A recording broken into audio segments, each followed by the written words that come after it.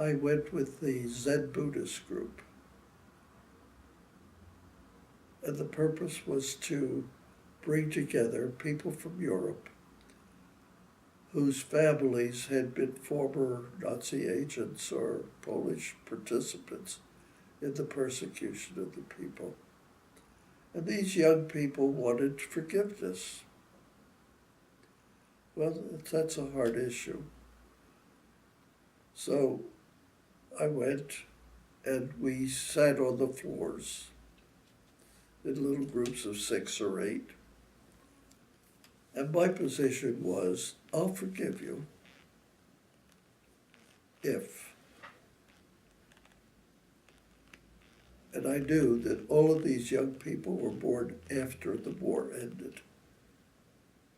So I couldn't hold them responsible for what had happened before. But I said, I will forgive you if you go back and build a democratic Germany, a democratic Poland, whatever country it is, and you fight for it. But there's one thing I will tell you, I will never forget what your parents did. That is engraved on my memory. And that's the way I left it. Also, I brought a Torah to Auschwitz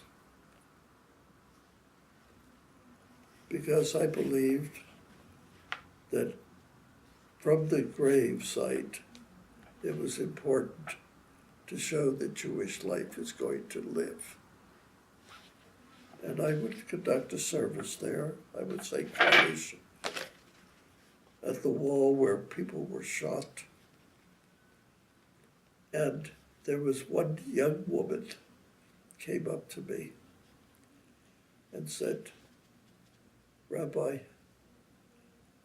I've never touched a Torah. Do you mind if I touch your Torah? And I said, of course. And she did. And she fell into my arms and began to cry. And I knew in my heart that I had done the right thing. And I walked for 5 days on the ashes of my people. I don't say of Jews, of my people.